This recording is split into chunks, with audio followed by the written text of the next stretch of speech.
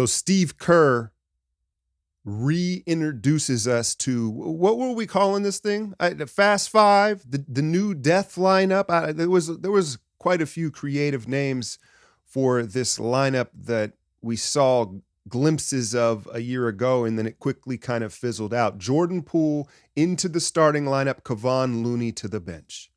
I think that ultimately it was a reward to Jordan Poole for the way he had been defending the last week or so. The last couple games, Jordan Poole, there's just been an effort, a fight, a resistance put up from Poole, a conscious effort to defend and hold his ground. And he showed that he's more than capable of doing so. And so I think that perhaps it was like, all right, you showed us you can do it. Here's your reward. We know you want to start.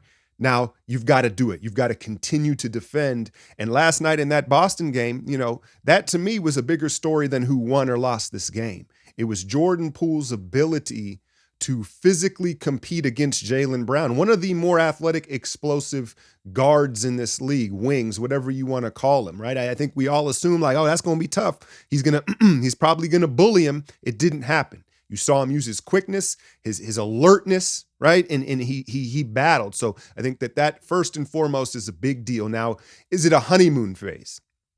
Is this going to be, just a series of 10 games where Poole's like, yeah, I could do it, but is it going to become who you are? Because that's what they need him to do. And I think that part of this new starting role is kind of the carrot in front of him. Like, all right, we've seen you're doing it now. Continue to do it. Now, I think that another element of this is Kevon has become this Iron Man for us, right? When's the last time he missed a game? He played all 82. It was over 100 games last year up into the finals. He hasn't missed a game this year, and he's kind of dragging, right? I think it's taken a toll on him. He looks maybe a little heavier than you'd want him. And so perhaps part of this rotational change is to also limit Looney's load. Pause. Now, obviously, we're tremendously undersized. We were already undersized anyway, so it's like you might as well lean into it. Is that part of the concept? They lead the league in pace. This will allow them to play even faster. That's what I noticed, where Poole is scampering his foot speed, running ahead. Instead of Kevon trailing a play, you've got Poole like a water bug up and down the court, right? Which in theory is great, right? It makes us even more difficult to defend out in transition, more shooting, more speed, more ball handling. But what is the first step to getting out and pushing the pace? It's rebounding. You got to get the defensive rebound. And so if we're going to allow this many offensive rebounds, it may, neutralize the added pace in transition offense. It's got to be a gang effort on the glass. I love that Poole has been able to be self-reflective and take the criticism, right? Whether it's just me, a talking head YouTuber talking, but he hears it, just Dub Nation, right? He hears the complaints, and clearly the team, it's a work in progress. It always is. But it seems like not only is he willing to take the criticism to heart, but how quickly he's able to apply it to his game. Because again, this wasn't just last night where he was defending better. It's been about a week. It was what was the disaster? It was right after the disastrous turnovers in one of those games where just defensively he was a mess. I had pointed it out in the breakdown, and so we'll see, man. I'm a little bit skeptical. I'll be honest. I'm skeptical that the size of this lineup can hold up. They go to Cleveland tonight with Twin Towers, 7-footers. Like, how quickly does Kerr insert Looney? I guess he reserves that right? It could be 2 minutes into the game.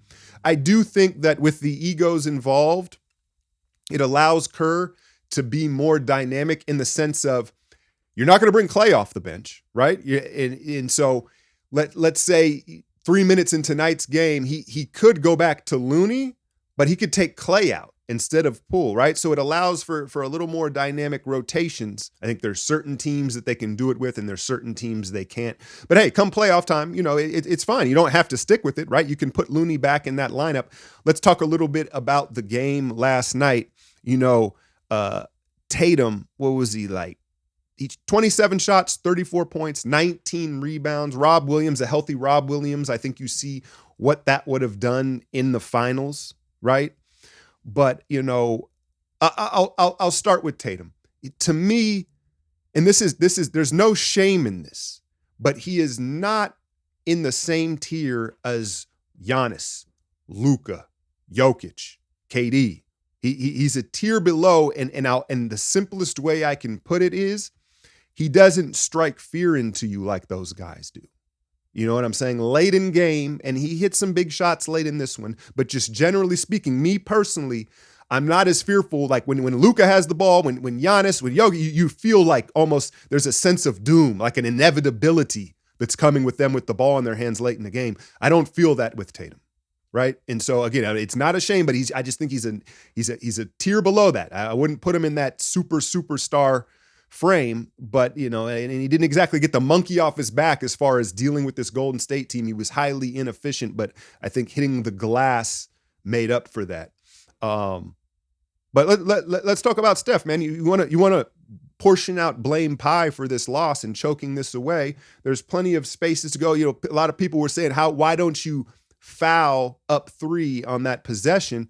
The general rule of thumb for that is like 10 seconds and under. There was 25, 26 seconds left on the clock when Brown hit that 3. There was a miscommunication, right? So I don't know many coaches that would have fouled and with that much time left and able to the way that would have extended the game. Steph. So people are saying, well, fatigue, 43 minutes. Certainly. I that was part of it. I think matching up with Marcus Smart and having to guard him. Smart, it's not like he takes a ton of shots, but he puts a ton of pressure on you. He's constantly going downhill. He's constantly involved, and he knows how to make Steph work. Couple post-ups here and there. So the combination of heavy minutes along with having to deal with Smart, fatigue makes cowards of us all.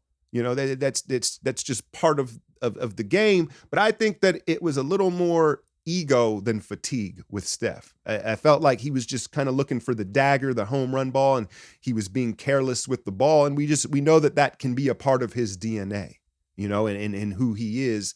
And so at a certain point here, he's got to, it's probably virtually impossible for him at this point in the regular season, 44 games in, to have that sense of urgency. They can talk about it all they want, but you can't simulate hunger. And they're full right now. These core guys are full. So then we can talk about the refs, because I know, listen, in the heat of the moment live, right, we all want to complain and all these things. And I went back and did my breakdown today of it. As always, you can check it out on my Patreon. It's just as little as $1 a month to get a breakdown of every Warrior game, 12 to 13 minutes long. So support me if you can, and that's what gives me, I feel like I can sit down and talk with y'all kind of rationally and try to be a little more objective, because I get to see it twice. I get to go over it. And listen, the referees weren't good either way. The Jaylen Brown off the foot call was, I think we all knew instinctually, like, hey, the ball changed direction, like it hit something, right? But then none of the footage gave definitive reason to overturn the call, yet they did. And so overall, look, I applaud the referees. Use your brain, use common sense. I love that call.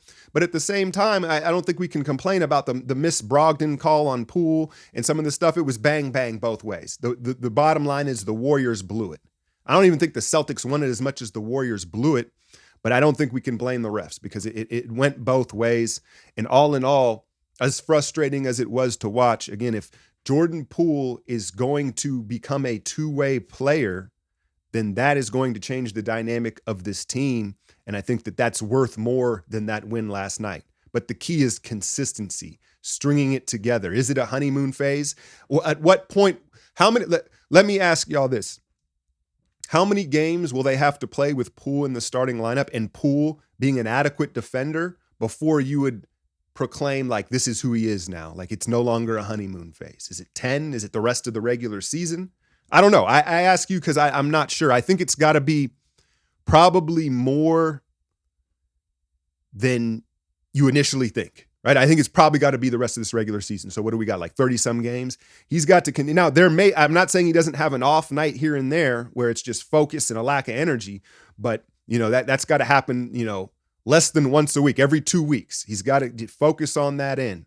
What are other repercussions are for this is that, you can play Steph off ball. Does it take the ball out of Draymond's hands more, right? When you put Poole in that lineup, he tends to have the ball more, which takes the ball out of Draymond's hands and perhaps can allow him to rebound more. If we're going to need more of a gang effort on the glass, Poole's in there, Draymond off the ball, maybe he can hit the offensive glass. He had one put back late in that game. But yeah, I don't know when Steph is going to get it together. I know you can point, oh, he had a 40-piece in Washington. Like, don't judge the numbers. Steph is such a god at shooting the ball. He can outshoot his performance. He's always going to put up numbers. Watch him defensively and watch the in-between stuff, the nuanced stuff where he's not really dialed in yet.